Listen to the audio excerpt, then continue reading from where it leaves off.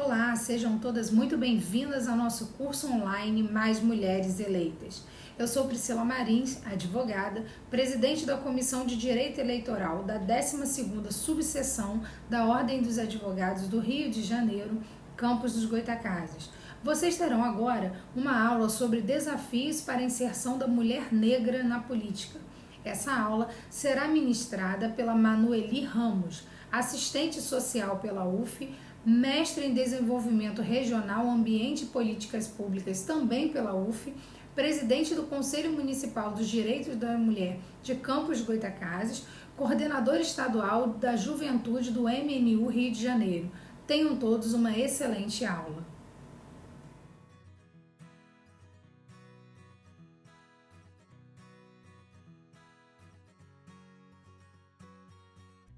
Hoje nós vamos discutir aqui um pouco sobre os desafios para a inserção e participação das mulheres negras na política.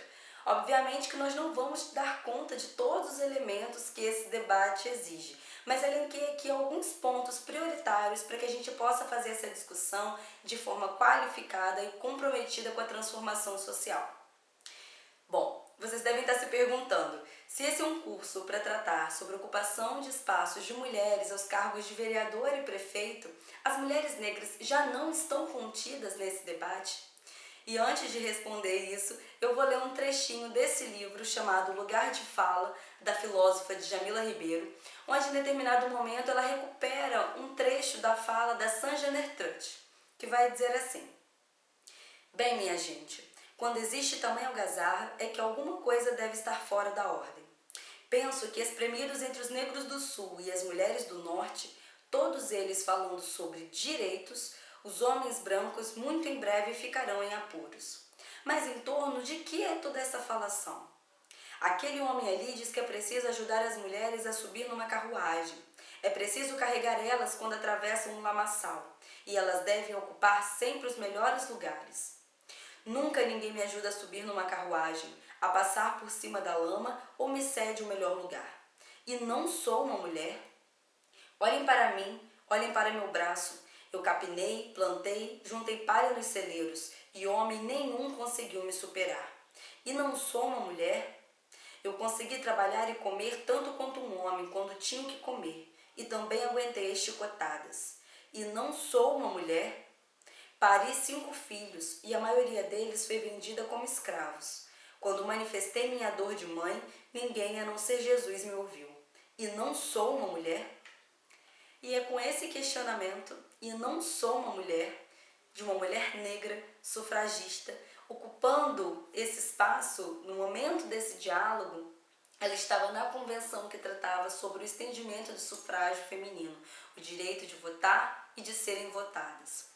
E aí essa Janeiro vai trazer aqui de forma muito explícita a diferenciação no tratamento entre mulheres brancas e mulheres negras em uma sociedade que tem sim os valores patriarcais e racistas fundando as hierarquias sociais e os papéis sociais também que determinados grupos vão adquirir na nossa sociedade. A gente vai discutir esses pontos de maneira mais pormenorizada, com alguns elementos que eu vou trazer daqui em diante. Elenquei alguns marcos históricos, tanto da luta da população negra quanto da luta de mulheres, e embora por muitas vezes alguns eu possa vir aqui apresentar de forma datada, porque foi quando apareceu na história, a gente vai ver como que esses elementos se retroalimentam, né, e estão ainda contidos nos dias atuais, fazendo com que determinados grupos adquiram maior vulnerabilidade social. É importante a gente destacar, e aí já respondendo aquela primeira pergunta, se nós não damos conta, aqui apenas falando de mulheres, as mulheres negras já não estão contidas? E a resposta é não. Se a gente trata mulher enquanto uma categoria universal, nós não damos conta das particularidades das vivências e experiências de mulheres negras. Isso porque as mulheres negras vão sofrer com a dupla opressão do racismo e do machismo. Elas interseccionam essas opressões, e não só essas, como outras geradas a partir disso, como de território, por exemplo, né? Ocupando os lugares mais vulnerabilizados da nossa sociedade. Não é à toa que, se a gente olha alguns indicadores sociais, a gente vê as mulheres negras na base da pirâmide. E é em torno disso que a gente vai discutir um pouco. Nosso primeiro ponto de análise é: existem problemas estruturais na nossa sociedade e por isso nós precisamos discutir raça, classe e gênero de forma conjunta. Já não nos cabe mais os reducionismos de tentar fragmentar esse debate e fazer uma Olimpíada do sofrimento.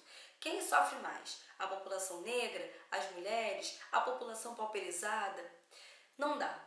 A partir desse movimento de fragmentar, a gente fragiliza esse debate, a gente só consegue elencar aquelas coisas que nos distanciam e não conseguimos dar a complexidade que essas mediações exigem. Vale lembrar que homens brancos e ricos já foram o padrão de civilidade da nossa sociedade, enquanto branquitude, masculinidade e desenvolvimento econômico, essas eram as identidades que faziam com que determinados grupos não contidos nessas identidades fossem subalternizados, grupos inteiros.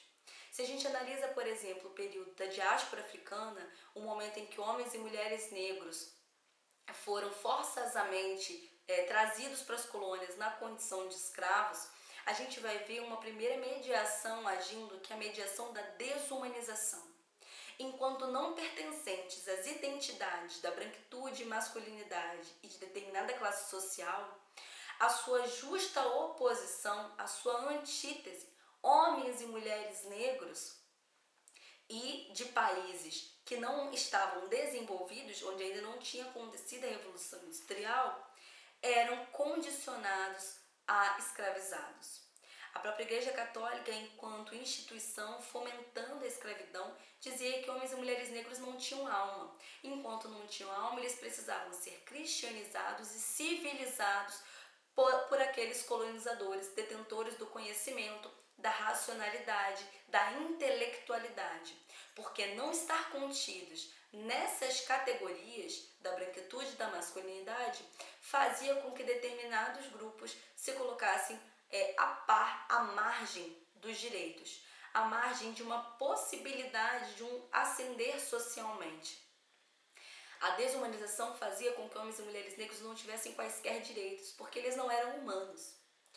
Dando alguns saltos nesse período da história, mas elencando aqui algumas mediações que ainda estão presentes, a gente teve as teorias raciais do século XIX. No que consistiam essas teorias? Era a ciência, através das universidades, comprovando a supremacia racial branca em detrimento da subalternidade negra. A medicina, por exemplo, através dos estudos da frenologia, dizia, através de livros, congressos, simpósios, que a população negra tinha um cérebro menor que a população branca. E se o cérebro era menor, faltavam partes. Se faltavam partes, a parte que faltava era a parte detentora da racionalidade, do intelecto. Logo, a população negra não poderia produzir intelectualmente. Não era necessário dar estudo porque eles não aprenderiam. A população negra estava fadada a fazer serviços braçais. Essa era mais uma justificativa para colocar a população negra, homens e mulheres negros, à margem da sociedade, sem poder fazer qualquer tipo de escolha, sem ter qualquer tipo de representatividade em nenhum lugar. Passado o período das teorias raciais, a gente tem um movimento da teoria do embranquecimento. Se o Brasil, um país que recebeu muitos escravizados, tinha esse enorme quantitativo de população negra, era um país fadado ao fracasso. Para ascender socialmente, para desenvolver, era necessário branquear a população, embranquecer essa população. Não é tão comum, não é tão raro, melhor dizendo, que determinadas famílias negras, quando alguém negro se relaciona com alguém branco, ouvir de alguém, está clareando a família. Essa ideia de clareamento como algo positivo ainda é presente nos dias atuais. Os próprios fenótipos da população negra, um nariz mais acentuado, uma boca mais acentuada, o tom de pele, o tipo do cabelo, que é um cabelo crespo ou cacheado, quando se tem esse movimento de embranquecimento, essa ideia do desenvolvimento está ligada à ideia do ser destituído das características que marcam a negritude daquela população. Então, por exemplo, eu, enquanto uma mulher negra, com um tom de pele um pouco mais claro, devido ser fruto de um casamento interracial de uma mulher negra com um homem branco, por muitas vezes fui questionada enquanto a minha negritude, porque não tinha um nariz tão acentuado assim. Entretanto, essa colocação de algumas pessoas só serve para alguns momentos. Espera-se que a população negra, ou identifica-se de cara a população negra, quando é uma pessoa com um tom de pele retinto, com traços fenótipos bem marcados, e a essa pessoa se é atrelada questões voltadas ao trabalho braçal. E a gente volta lá nas teorias raciais do século XIX e consegue compreender isso. Então espera-se que essas pessoas sejam pessoas trabalhadoras domésticas, faxineiras, que usem do trabalho mais braçal para poder fazer alguns tipos de atividades laborais. Então tem aí também uma divisão sexual e racial do trabalho justificada a partir dessas mediações. Eu, enquanto uma mulher negra de tom de pele mais claro, vou sofrer com outras questões raciais, inclusive a hipersexualização. Atualmente, por conta até mesmo do período de ingresso nas universidades, por conta das cotas raciais e dentre outras, a gente começa a ver, por uma vez ou outra, algumas intelectuais negras aparecendo, né, na televisão, nas mídias de massa. Mas isso não era tão comum alguns dias atrás, algum período atrás, né? Eu, enquanto uma mulher negra acadêmica, já fui por várias vezes questionada enquanto a minha produção científica, inclusive porque estudo sobre questões raciais, estudo sobre racismo institucional.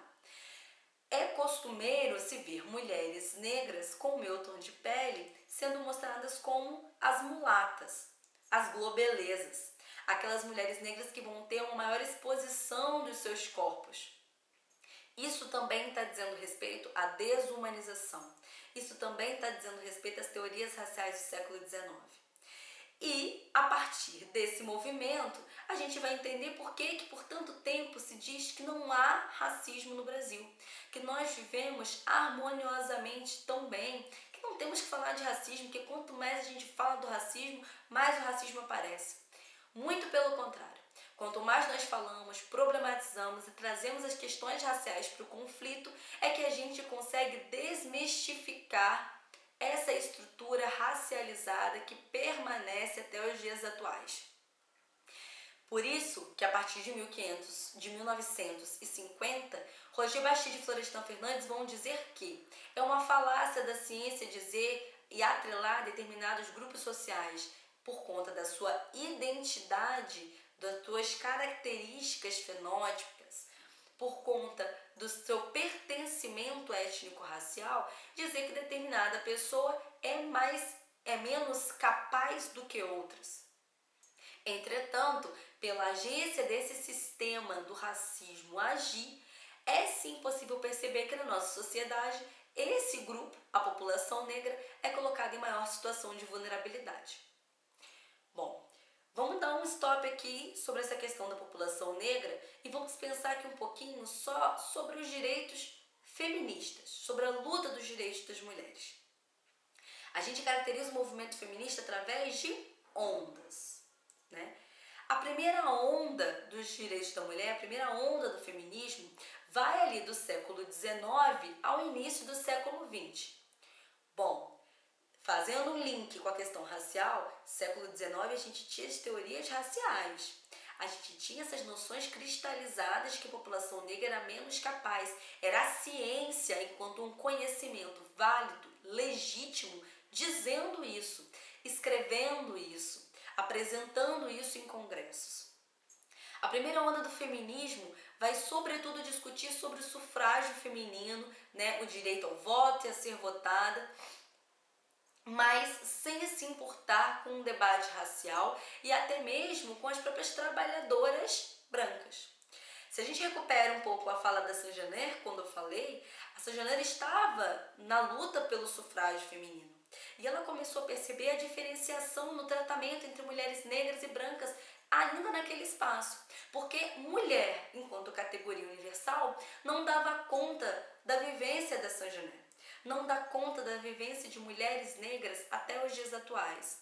Não é à toa que algumas políticas públicas, sem levar em conta a questão racial, faz com que os direitos de algumas mulheres, das mulheres brancas, sejam acessados, enquanto mulheres negras não tenham acesso a ele. A gente vai discutir um pouco melhor isso lá na frente. A gente teve uma segunda onda do feminismo, a partir de 1960, nos Estados Unidos, em que vão ser ampliados esses direitos. A gente vai trazer outras questões, como sexualidade, família, inserção no mercado de trabalho, direitos reprodutivos, desigualdades e o início do debate em torno da violência doméstica. A gente tem, nesse período de 1960 a 1980, nos Estados Unidos, uma luta muito grande pelos direitos civis dos afro-americanos, tendo a Angela Davis como uma das principais lideranças do movimento Black Panthers, os Panteras Negras. Já nesse momento, começava-se a ser discutida como que as mulheres negras não estavam contidas nas lutas políticas das mulheres feministas até então. E é somente na terceira onda do feminismo que a gente vai ter, e aí a partir da década de 90, que a gente vai ter essa noção da multiplicidade de mulheres. A África do Sul, ainda nesse período, vivia o apartheid, ou seja, mulheres negras não podendo ir a determinados lugares, ocupar determinados espaços por conta do seu pertencimento étnico-racial. Vocês percebem que a luta pelo direito das mulheres, se a gente atravessa com os períodos históricos da luta racial, a gente vai ver que as mulheres negras não estavam contidas nas lutas políticas das mulheres feministas como um todo. Enquanto mulheres estavam lutando pela inserção ao mercado de trabalho, porque era dada a essa mulher branca essa noção da fragilidade, daquela que deveria ser do lar, as mulheres negras nunca foram tratadas como frágeis. Sempre estiveram inseridas no mercado de trabalho, inclusive precisando produzir tanto quanto os homens a partir da escravidão, como já citei anteriormente. Então é necessário que a gente entenda que essas lutas precisam ser ampliadas e que elas precisam ser condensadas. Elas precisam ser complementares. A questão racial e a questão de mulheres precisam ser discutidas de forma conjunta, porque uma sociedade que se baseia pelos valores patriarcais, machistas e racistas vão interseccionar nos corpos dessas mulheres negras maior vulnerabilidade. Então, quem são as mulheres negras no movimento do feminismo? Eu me considero uma feminista negra e eu vou trazer aqui 2 pontos principais de feministas negras, abordando sobre isso, sobre essas particularidades da mulher negra na luta feminista. E por que de haver um feminismo negro, que não é de forma alguma apartar mulheres não negras da luta. Muito pelo contrário, é reconhecer que mulheres negras têm determinadas particularidades e se a gente consegue atacar a opressão do machismo e o racismo de forma conjunta, a gente faz uma sociedade melhor, mais livre, mais justa, mais solidária, mais igualitária para todas nós. A Grada Quilomba vai trazer um elemento que é a outridade. O que significa isso? A Simone de Beauvoir, no Segundo Sexo, vai falar sobre o outro, o que significaria o outro, a partir da dialética do senhor e do escravo da Hegel. O que isso significa? Ela vai dizer que a mulher sempre é vista aos olhos do homem, do masculino, como um objeto, como algo a ser submetido ao poder desse homem e logo, se submetido através de um processo de dominação desse homem. A Grada Quilomba vai sofisticar um pouco esse pensamento e dizer que as mulheres, assim como os homens negros, têm um status oscilante. Por que isso? Porque as mulheres, embora mulheres e sofrerem com o machismo, pertencem à branquitude. Se a gente para analisar no período colonial, por exemplo, as mulheres brancas, embora sim submissas aos homens brancos, pertenciam à mesma classe social e destituíam homens e mulheres negros dos direitos. Também manifestava seus posicionamentos racistas, racializados. Logo, esse status da mulher branca, por vezes, ela é oscilante de acordo com quem a gente está pensando, com quem a gente está comparando essa mulher. A mulher negra, então, se a mulher é o outro do homem, é a antítese da masculinidade, é o outro. A mulher negra é o outro do outro. Ou seja, a mulher negra não está contida nem na identidade da masculinidade, nem da branquitude. Ela vai ser a única identidade que não vai conseguir se colocar em lugar de poder com nenhum outro grupo social. Porque a mulher branca, embora mulher, para questões de dominação da masculinidade, pertence a determinado grupo racial. E o homem negro, embora negro, pertence à masculinidade. Então, em determinados momentos, também consegue exercer um papel de dominação. O status tanto da mulher branca como do homem negro, por vezes, dependendo de com quem nós comparamos, é possível de pertencer a esse papel da dominação. A mulher negra não. Por isso que a gente fala sobre essa interseccionalidade da questão de raça e gênero. A Patricia Hill Collins, que é outra feminista negra, vai dizer que as mulheres negras são forasteiras de dentro. O que isso significa? Significa que as mulheres negras, enquanto feministas, sempre vão precisar pautar a questão racial, trazer o debate racial para o centro do debate, demonstrar como que, pelo seu pertencimento étnico-racial, determinados direitos não as alcançam. Concomitante, no movimento racial, elas sempre vão precisar levantar a bandeira voltada para as questões das mulheres e demonstrar como que homens negros, por vezes, podem as silenciar, podem exercer esse papel de dominação também sobre elas. Ou seja, essas mulheres negras, enquanto sujeitos políticos, são sujeitos políticos desses movimentos, mas é alguém que está de fora, pela maneira que é vista e tratada dentro do seio do próprio movimento, a começar pelos movimentos feministas quando fazem as suas reivindicações. Por exemplo, o debate em torno do aborto. Eu não vou aprofundar isso aqui porque isso exige uma outra aula. Mas mulheres negras, até os dias atuais, estão lutando pelos direitos de ter seus filhos. Seja porque determinadas legislações culpabilizam mulheres negras pela sua situação de vulnerabilidade social e econômica e destitui delas o poder familiar sobre suas crianças e adolescentes.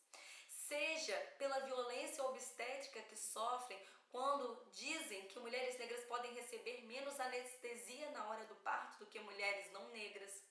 Tudo isso passa a ser uma luta política dessas mulheres negras para terem seus filhos até os dias atuais. Então, é sim necessário discutir o aborto enquanto política pública, mas é necessário entender que a particularidade da vivência das mulheres negras trazem outros debates em torno da questão da maternidade, do direito ao seu corpo, o direito de escolher a maternidade ou não. Enfim, era só um exemplo. No marco da luta racial, se a gente para pensar, por exemplo, no primeiro momento, na diáspora africana, ou seja, quando homens e mulheres negros foram trazidos na condição de escravos forçosamente para trabalhar nas colônias, aqui no Brasil, por exemplo, a gente começa a receber população escravizada a partir de 1530, a gente tem uma primeira mediação atuando nesse momento, que é de desumanização. Inclusive, a própria Igreja Católica, enquanto instituição, fomentando esse período da escravidão, a gente não pode esquecer que a escravidão não só era um momento de subalternizar o outro apenas pela identidade, não era apenas porque era população negra, mas era porque, enquanto antítese, ou seja, o contrário, a justa oposição da branquitude, era a população negra que não se encaixava nessa identidade do colonizador, que deveria sofrer toda sorte, ou melhor, todo o azar de ser destituída dos seus direitos, inclusive do direito do seu próprio corpo, das suas próprias escolhas. Enquanto considerados, e essa era uma fala da Igreja Católica, sem alma, eles precisavam ser cristianizados e precisavam ser civilizados pelo padrão de civilidade, que era a branquitude, a masculinidade e a população que estava desenvolvendo economicamente. Posterior ao período de desumanização, e até dando alguns saltos na história, porque a gente tem um tempo para cumprir, a gente também teve as teorias raciais do século XIX agindo fortemente. No que consistiam as teorias raciais do século XIX? Era a ciência, através da universidade, cristalizando noções de supremacia racial branca e subalternidade negra. Na disciplina da medicina, por exemplo, haviam estudos que existem até os dias atuais, não da mesma forma, da frenologia. O que era a frenologia? A frenologia é o estudo dos cérebros. Houve convenções, tratados, livros escritos que diziam o seguinte: a população negra tem um cérebro menor. E se tem um cérebro menor, faltam partes desse cérebro. E qual é a parte que faltava? A parte da racionalidade, do intelecto. Logo, dá-se à população negra trabalhos braçais, porque é isso que a população negra consegue fazer. Eles precisam ser forçados ao trabalho braçal, porque o trabalho intelectual, racional, cabe à população branca. Posterior às teorias raciais, a gente tem um movimento da teoria do embranquecimento. O que fala a teoria do embranquecimento? O Brasil, enquanto um território que recebeu muita população escravizada, estava malgrado ao insucesso. Estava fadado ao insucesso, por ter um grande quantitativo de população negra. Porque a população negra é subdesenvolvida, ela só cabe aos trabalhos braçais. Por muito tempo, algumas pessoas ainda destituíam a humanidade dos negros e negras que aqui habitavam nesse período.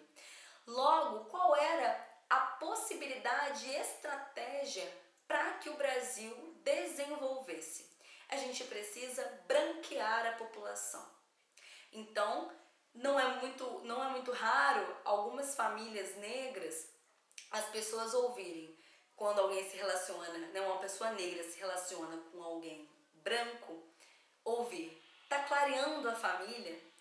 Essa noção do clareamento, e quando a gente clareia, a gente melhora, porque é a ideia de que os traços fenótipos passariam a ser mais finos, que o cabelo deixaria de ser crespo e passaria a ser cacheado, ondulado ou liso. Ou seja, todas aquelas características da negritude, inclusive o próprio fenótipo e até mesmo, de uma certa forma, o entendimento de que o intelecto passaria também por esse movimento do branqueamento. Quanto mais se assemelha a população branca, que está nesse papel do colonizador, lembrando as identidades da branquitude, da masculinidade e de determinada classe econômica, mais se desenvolve. Então, nós temos que clarear a população para que esse país se desenvolva.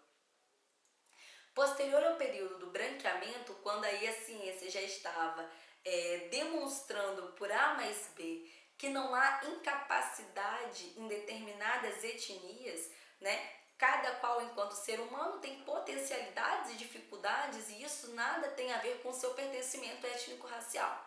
Quando a gente chega nesse momento da história em que as pessoas já começaram, a própria ciência começou a comprovar isso que somos iguais, ou melhor, somos diferentes, e essa diferença não deveria ser um motivo para a desigualdade, a gente tem outras mediações, dentre elas a democracia racial. A democracia racial, enquanto mediação, é dizer que no Brasil não existe racismo, que todos aqui convivemos harmoniosamente bem, brancos e negros, que há um espetáculo das raças e a miscigenação passa a ser vista como algo positivo. Não, a miscigenação não foi algo positivo na nossa história. Vale lembrar que toda vez que a gente fala de miscigenação, a gente está sinalizando aqui violência sexual, estupro de muitas mulheres negras e indígenas. A partir daí começa a nossa miscigenação. A partir daí começa a ausência de direitos de determinadas crianças e adolescentes tratadas como bastardos pelos senhores. Então a miscigenação não é algo a ser vangloriado na nossa sociedade. A miscigenação comprova mais uma forma de violência contra as mulheres negras, desumanizadas, que precisavam produzir tanto quanto os homens e que também eram violentadas e que inclusive utilizavam de algumas estratégias, como botando fogo em toda a produção, abortando seus filhos, indo para os territórios de quilombo e sendo lideranças desses territórios de resistência. Todas essas eram formas de resistir a esse sistema escravocrata que as colocava numa situação de não ser sujeito da sua própria história, de não protagonizar a sua vida, de não ter o direito sobre o seu próprio corpo. Tudo isso nós estamos falando sobre as negativas de direitos da população negra. É apenas no século XX que a gente vai, a partir de 1950, pelos estudos de Florestan Fernandes e Roger Bastide, entender que não há nenhum tipo de... Há uma ineficiência, há uma inverdade da ciência quando a ciência diz que a população negra, por conta do seu pertencimento étnico-racial, é menos capacitada que a população branca. Mas eles vão dizer sim, que por conta desse sistema do racismo operando, a população negra é na nossa sociedade aquela que está em condições de maior vulnerabilidade e que é a base da população mais pauperizada, com menos direitos, vai demarcar esse papel da pobreza elencada à questão racial, né? No Brasil, a pobreza tem cor, a pobreza é negra, basta a gente olhar para os territórios de periferia que a gente vai ver quem são as pessoas que fazem uso de serviços públicos, para quem vão os programas de transferência de renda, por exemplo, ainda nos dias atuais. Esse sistema racial e essas mediações de negativa do racismo, de desumanização da população negra, elas ainda estão presentes. Obviamente que não da mesma forma, de uma forma mais sofisticada. E aí a gente vai chegar nesse momento. E aí eu vou trazer para o debate esse livro, Racismo Estrutural, do Silvio Almeida, onde ele vai conceituar racismo, discriminação racial e preconceito. Porque embora parecidos e de certa forma complementares, relacionados, são coisas distintas. E aí o Silvio vai dizer para nós: racismo é uma forma sistemática de discriminação que tem a raça como fundamento e que se manifesta por meio de práticas conscientes ou inconscientes, que culminam em desvantagens ou privilégios para indivíduos, a depender do grupo racial ao qual pertençam. Ou seja, racismo é um sistema. Ele tem estratégias, tecnologias para operar. É a partir dos valores racistas, da crença numa supremacia racial branca e de uma subalternidade negra, que você pode fazer atos de discriminação racial. E aí, o que é discriminação racial? É a atribuição de tratamento diferenciado a membros de grupos racialmente identificados. E preconceito? Preconceito é o juízo baseado em estereótipos acerca de indivíduos que pertençam a um determinado grupo racializado e que pode ou não resultar em práticas discriminatórias. Ou seja, a partir de um sistema racista que gera, sim, condições desiguais a determinados grupos, que você pode agir de forma a discriminar determinado grupo. Vale lembrar que a discriminação, que o preconceito baseado em estereótipos, o que são esses estereótipos? É a ideia, por exemplo, de ver um homem negro de boné em determinado horário e você automaticamente ligá-lo a alguém que cometeria um determinado tipo de crime. Isso é um estereótipo. E esses estereótipos, eles são cristalizados diariamente pela mídia e pelas próprias instituições de Estado quando a gente pensa dessa forma, né? Essas noções, elas estão cristalizadas. Essa ideia de ligar um homem negro, corpo negro, a alguém que cometeria crimes, né, é uma forma, é um preconceito, é um juízo baseado em valores racistas. Ou seja, de que essa pessoa representaria um perigo para a sociedade.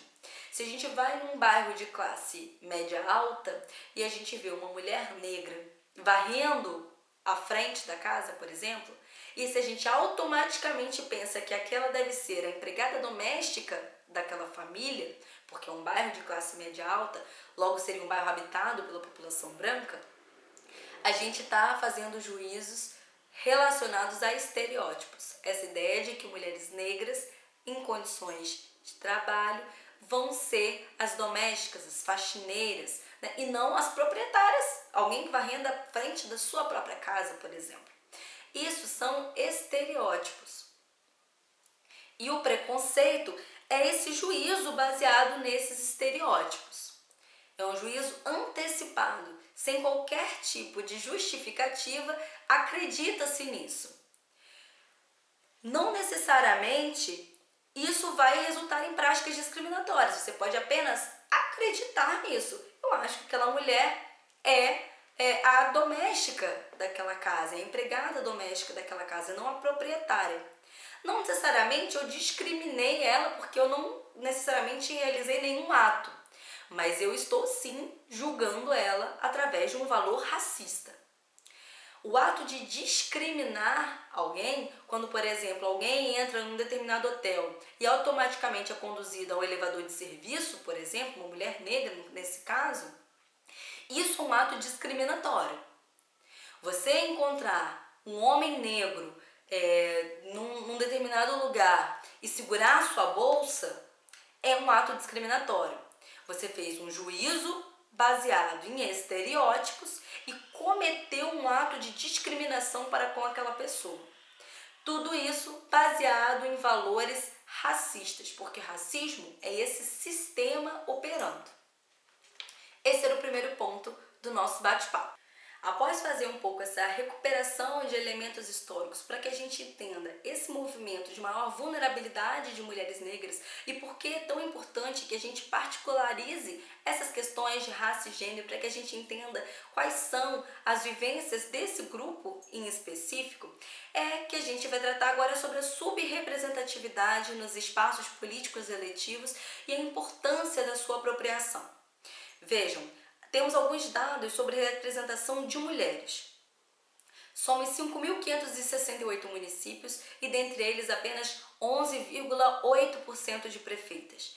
A gente tem essa média nacional de 11,8%, mas vários estados estão abaixo da média, inclusive o Rio de Janeiro, que em 92 municípios apresentam 10 prefeituras comandadas por mulheres prefeitas. Então, para cada mulher, em torno de 7,5 homens.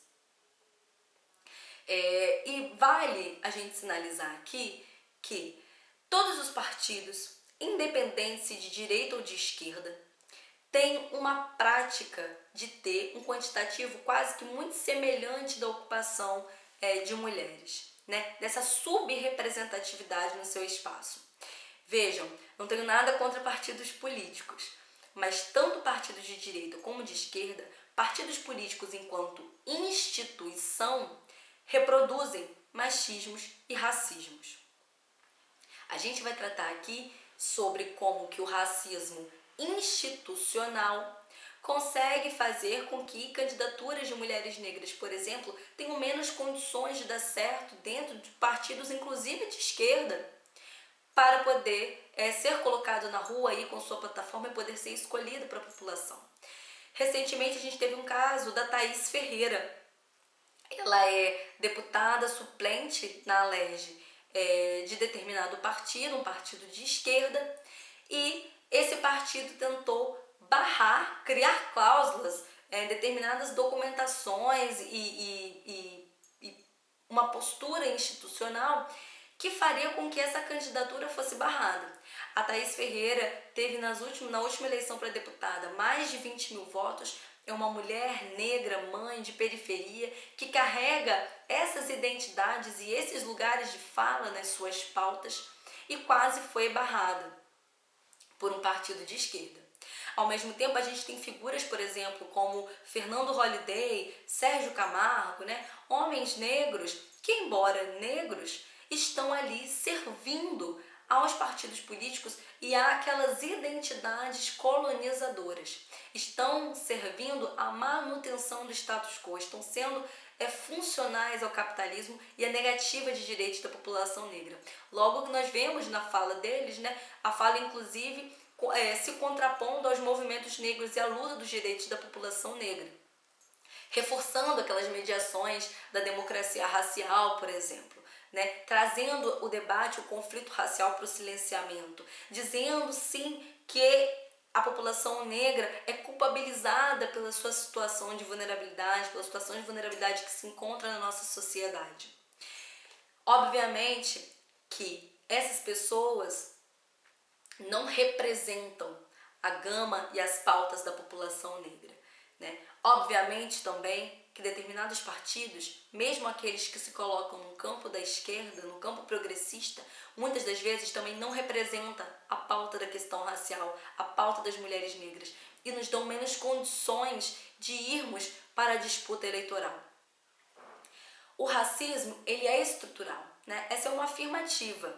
Não é à toa que somos mais da metade da população e estamos muito à frente nos piores indicadores sociais. Somos majoritariamente aqueles que são analfabetos, com menores condições de renda, com inserção cada vez mais precária ao mercado de trabalho, sem qualquer direito trabalhista.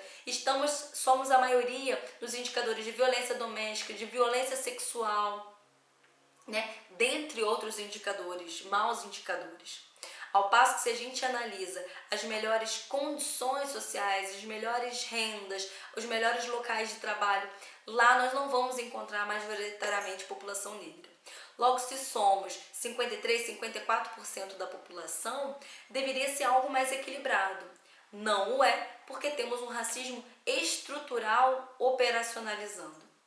Nós não estamos aqui fazendo uma discussão apenas no campo da identidade.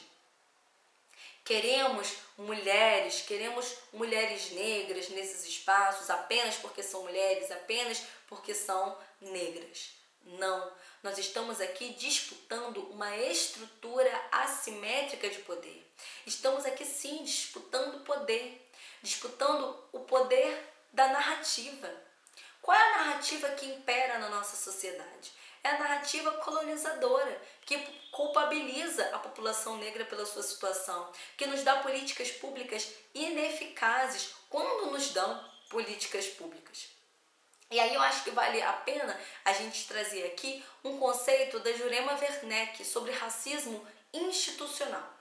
A Jurema vai dizer que racismo institucional é um modo de subordinar o direito e a democracia às necessidades do racismo, fazendo com que os primeiros inexistam ou existam de forma precária diante de barreiras interpostas na vivência dos grupos e indivíduos aprisionados pelos esquemas de subordinação deste último. A gente tem, por exemplo, algumas doenças que acometem majoritariamente a população negra, como anemia falciforme e lúpus, por exemplo. A gente já teve, inclusive aqui em Campos, setores que tratavam dessas doenças específicas, entendendo que há uma especificidade desse grupo étnico em ser acometido majoritariamente por questões genéticas a essas duas doenças. Foi criado um determinado programa para poder tratar dessas doenças, mas por várias vezes faltava verba para essa política pública. Ou seja, a política pública foi criada, mas criada de forma precária, capenga, de forma ineficaz. É assim que o racismo institucional age. Sei que parece paradoxo, né? A gente tem uma Constituição que diz que nós não devemos ser discriminados em razões de raça, gênero, orientação sexual, questões religiosas. Nós temos a Lei CAO, Lei 7.716 de 89, que vai tipificar o crime de racismo, e essa legislação vai dizer que o racismo é crime imprescritível e inafiançável, mas não é tão raro assim nós, população negra, sofrermos, e aqueles que não são negros também visualizarem alguém conhecido, alguém próximo, né? Visualizar alguma situação em algum momento, alguma situação de racismo. Não é tão raro assim. O racismo, a gente costuma dizer no movimento negro que ele é o crime perfeito. Ele é o crime que a vítima precisa comprovar que aconteceu. A gente não tem, até o momento, ninguém preso por racismo, mesmo sendo um crime imprescritível e inafiançável.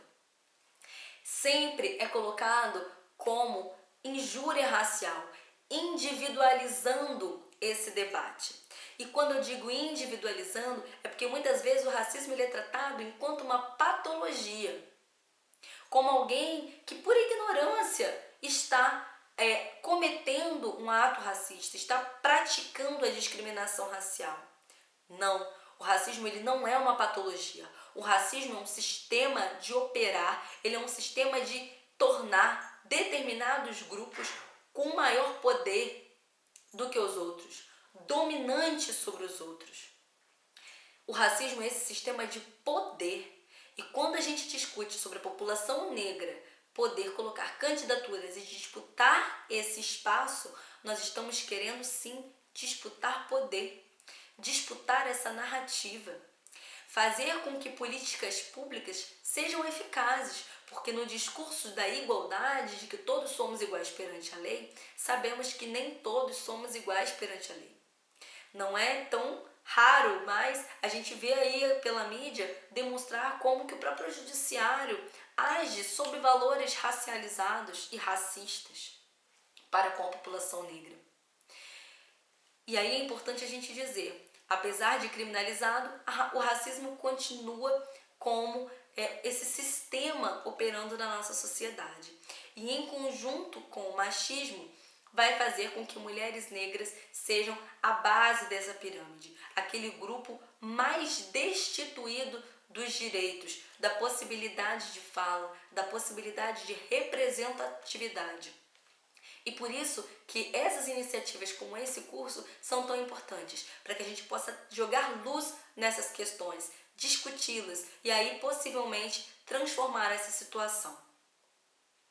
De acordo com a Werneck, o racismo institucional, e ela chama também de racismo sistêmico, porque ele é esse sistema, ele opera de forma a induzir, manter e condicionar a organização do Estado, suas instituições e políticas públicas, atuando também nas instituições privadas, produzindo e reproduzindo a hierarquia social.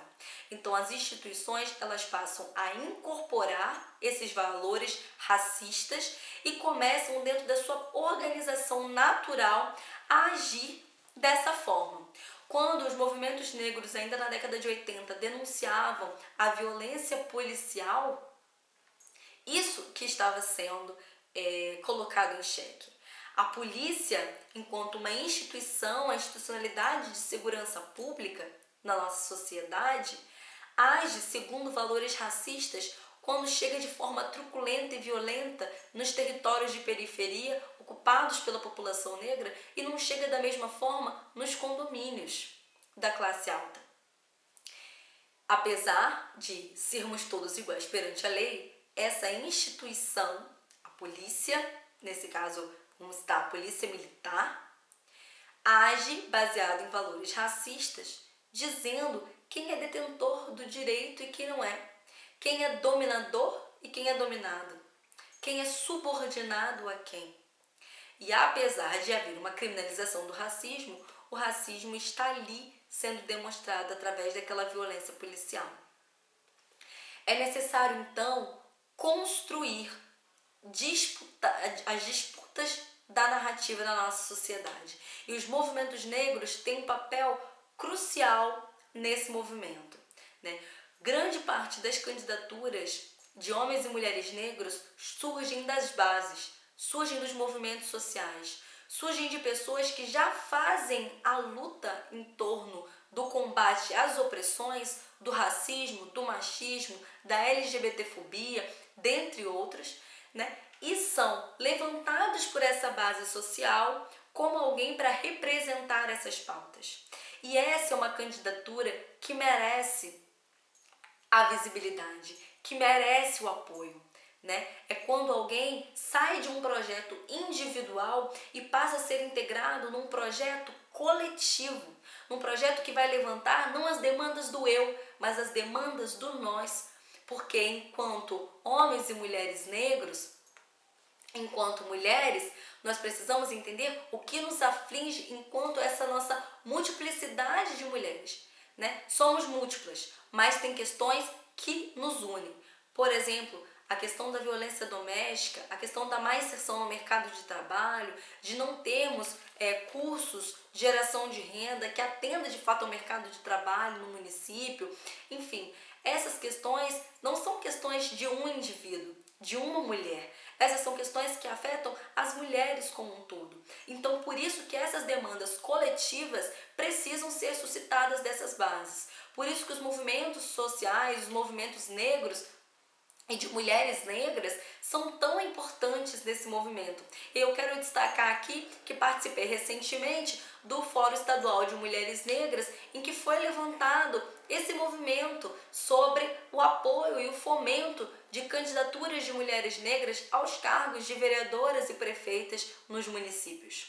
O Movimento Negro Unificado, o movimento negro que faço parte também, levantou uma plataforma chamada Por Lélia, por Todas. Para quem não conhece, Lélia Gonzalez foi uma das filiadas do MNU, uma grande intelectual negra, feminista negra, que travava justamente esses debates em torno das particularidades das mulheres negras dentro do movimento feminista e do movimento negro, que vai dizer exatamente isso, né? Quando nós temos candidaturas de mulheres e de mulheres negras aguerridas com essas pautas, a gente vai ter uma real representatividade desses segmentos nesses cargos.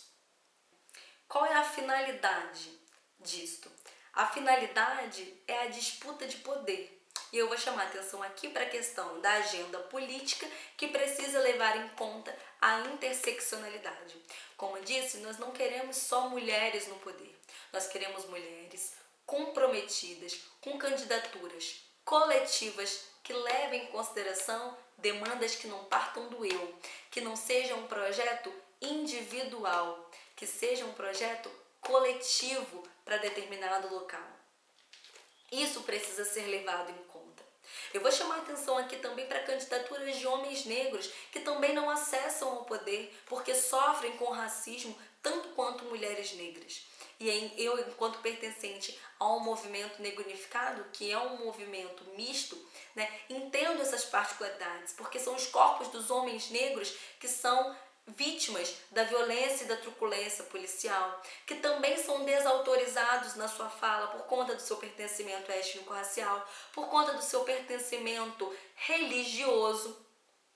Então, eu quero chamar a atenção aqui para as agendas políticas que precisam ser colocadas por essas candidaturas. Essas candidaturas não podem ser individuais, precisam ser coletivas, como já citei. Não devem ser candidaturas que levem um projeto individual, pelo contrário, deve levar um projeto coletivo, já que é para representar segmentos e camadas dessa sociedade. mas precisa ter na sua agenda política uma agenda progressista de ampliação dos direitos, que leve em consideração a interseccionalidade. Candidaturas de homens negros precisam levar questões de gênero através de mulheres junto nessa candidatura para poder fazer com que a gente debata de forma comprometida, séria e eficaz as questões de gênero. Eu trato as questões de gênero de uma maneira macro, porque tem as questões das mulheres e também a questão LGBTQIA+. Mulheres candidatas precisam levar as questões raciais, mesmo que não seja alguém, né, com pertencimento étnico-racial negro. Precisam ter pessoas que municiem de conhecimento de demandas dessa população, do que essa população precisa para romper com essas barreiras. O que é necessário para romper com as barreiras do racismo na nossa sociedade, com as barreiras do machismo? São esses grupos que sofrem com essas mediações que vão sinalizar. Por isso que candidaturas de homens negros precisam sim levar em consideração as questões de gênero. Candidaturas de mulheres precisam sim levar em consideração as questões raciais. Porque, volto a dizer, o que iniciei esse vídeo é apenas quando a gente consegue interligar e complementar raça, classe e gênero, ou seja, essa interseccionalidade, e aí adiciono questões geracionais da juventude, né, por exemplo, questões territoriais, que está tão em voga sobre determinadas localidades que vão sofrer cada vez mais com o adensamento desse conservadorismo que nós temos atualmente, com o fascismo que nós temos atualmente legitimado em alguns poderes. São essas candidaturas coletivas que sejam levantadas da base e não de cima para baixo, e que tenham um compromisso progressista com essas agendas. Quais são as pautas que esses candidatos e essas candidatas estão colocando? Com quais segmentos essas pessoas são comprometidas? Qual a agenda política? O que de fato está sendo proposto para a nossa sociedade?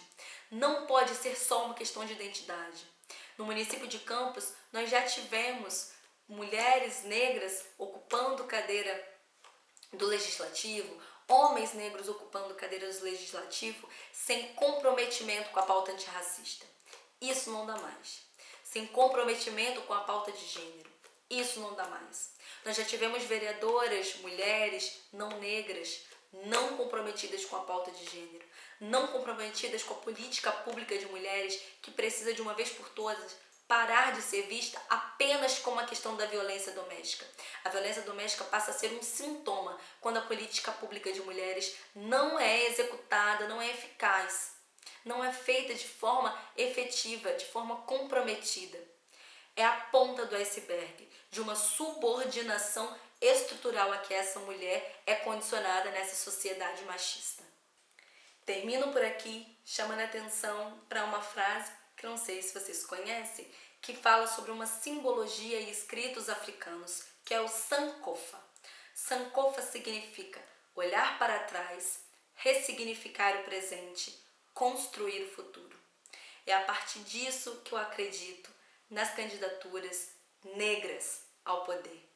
Por isso que fomento cada vez mais que homens e mulheres negros ocupem esses espaços, que mulheres ocupem esses espaços, que estejam comprometidos com as agendas, com as pautas políticas, com as demandas da população, com demandas que venham da base e que não sejam um projeto individualizado.